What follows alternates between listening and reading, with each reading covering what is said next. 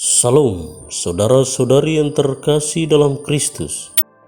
Jumpa lagi bersama kami dalam Renungan Kitab Suci edisi Rabu 23 Juni 2021. Selamat mendengarkan. Bagaimana kita bisa mengenal seseorang secara baik?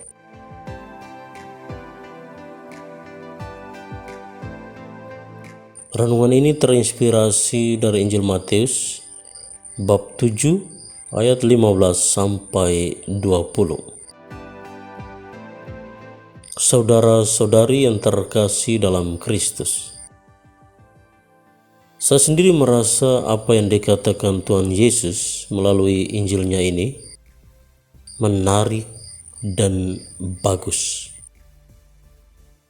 Waspadalah terhadap nabi-nabi palsu yang datang kepadamu dengan menyamar seperti domba, tetapi sesungguhnya mereka adalah serigala yang buas. Dari buahnya lah kalian akan mengenal mereka. Dapatkah orang memetik buah anggur dari semak duri, atau buah ara dari rumput duri? Camkanlah, setiap pohon yang baik menghasilkan buah yang baik, sedang pohon yang tidak baik menghasilkan buah yang tidak baik, ataupun pohon yang tidak baik itu menghasilkan buah yang baik. Dan setiap pohon yang tidak menghasilkan buah yang baik pasti ditebang dan dibuang ke dalam api. Jadi dari buahnya lah kalian akan mengenal mereka. Saudara-saudari yang terkasih, berdasarkan pernyataan Tuhan Yesus ini, ada beberapa hal yang bisa kita renungkan bersama. Pertama, tentang nabi palsu yang menyamar seperti domba, tetapi sesungguhnya bukan domba, melainkan serigala. Secara sederhana dipahami bahwa seorang nabi adalah mediator yang menyampaikan kepada segenap umat apa yang dinyatakan atau diwahyukan kepadanya. Ia akan berkata secara terus terang tentang apa yang harus dikatakannya atau apa yang mesti diajarkannya, meski ia harus menderita karena itu. Selain itu, ia juga menjadi pribadi yang berani mati demi kemuliaan Allah. Jika ya, katakan ya; jika tidak, katakan tidak. Keberadaannya terlihat dari apa yang ditunjukkannya. Semuanya mengarah kepada satu tujuan, yakni keselamatan. Jika kita memahami seorang nabi seperti ini, tentu kita akan dengan mudah mengidentifikasikan mana yang memiliki spiritualitas seorang nabi dan mana yang bukan. Saya yakin bahwa dengan pemahaman yang serupa ini, Yesus mengatakan bahwa perlu waspada terhadap nabi-nabi palsu. Mengapa dikatakan nabi palsu? Karena buah atau kesaksian hidup tidak seperti nabi, meskipun memakai atribut nabi secara fisiknya. Tuhan Yesus langsung menggambarkan bahwa mereka itu terlihat seperti domba. Mengapa domba yang Yesus sebut? Karena domba dianggap sebagai binatang yang lemah, penurut, tidak banyak bersuara, dan bergantung penuh pada gembalanya. Itu menjadi sebuah idiom dari pengikutnya yang baik. Tetapi dalam Injil ini Yesus mengatakan bahwa domba palsu, artinya domba tidak asli atau yang pura-pura jadi domba. Kepura-puraan itu menutupi untuk sementara waktu sesuatu yang asli sebagaimana yang dikatakan Yesus sebagai serigala. Mengapa serigala? Karena serigala adalah binatang buas, liar, bernafsu tinggi, ambisi untuk makan yang lain, dan suka berantem.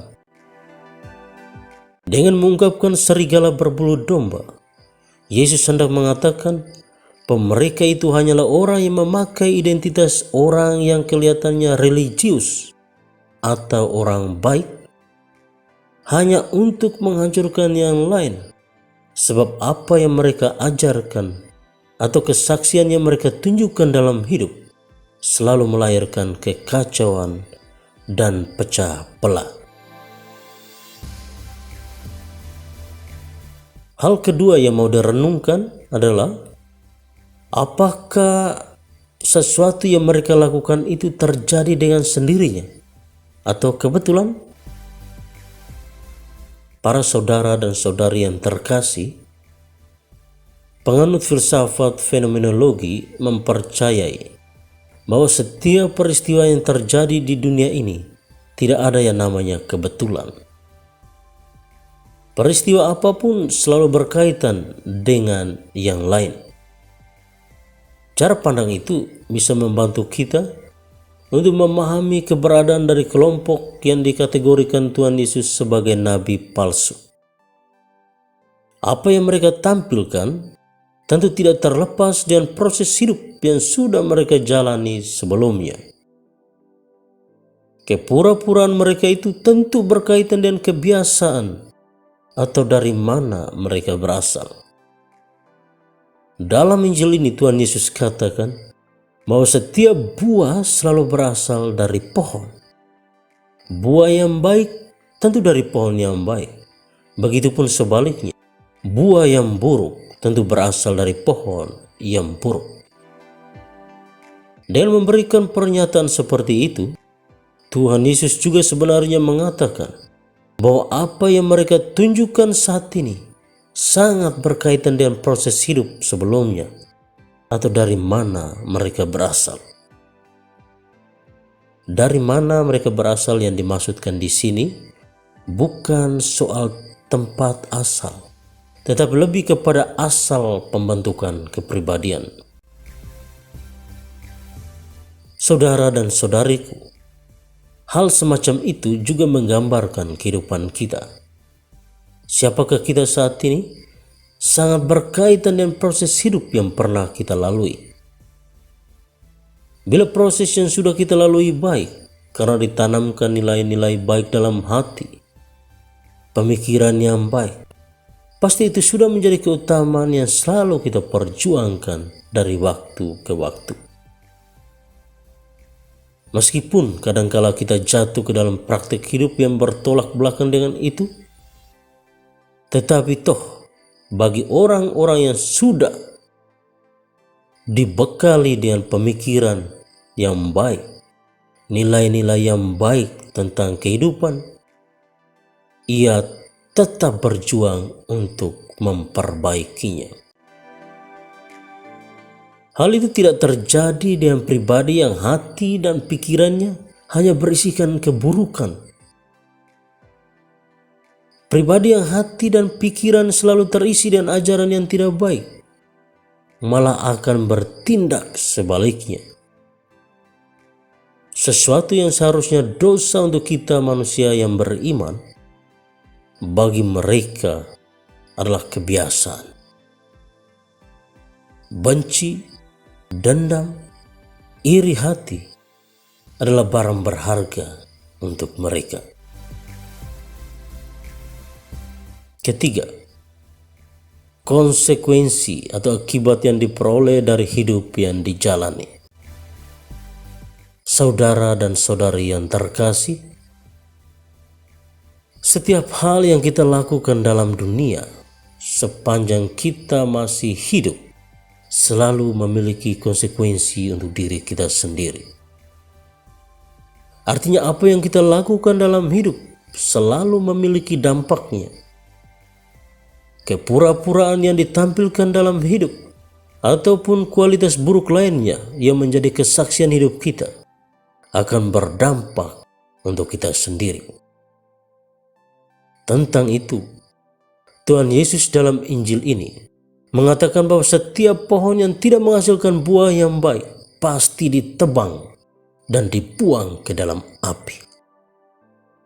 Pernyataan ditebang dan dibuang ke dalam api berkaitan erat dengan kualitas buahnya. Jadi beruntunglah bagi yang selalu menanamkan dan mengamalkan kebaikan dalam hidup, karena ia akan mendapatkan hadiahnya kelak. Sebaliknya, bagi yang acuh tak acuh mengamalkan kebaikan dalam hidup, seperti tidak jujur, layaknya serigala berbulu domba, hidup dalam kepura-puraan, mendua hati, akan memiliki tempatnya tersendiri dan hanya menunggu waktu yang tepat untuk dibakar di dalam api itu. Semoga bermanfaat.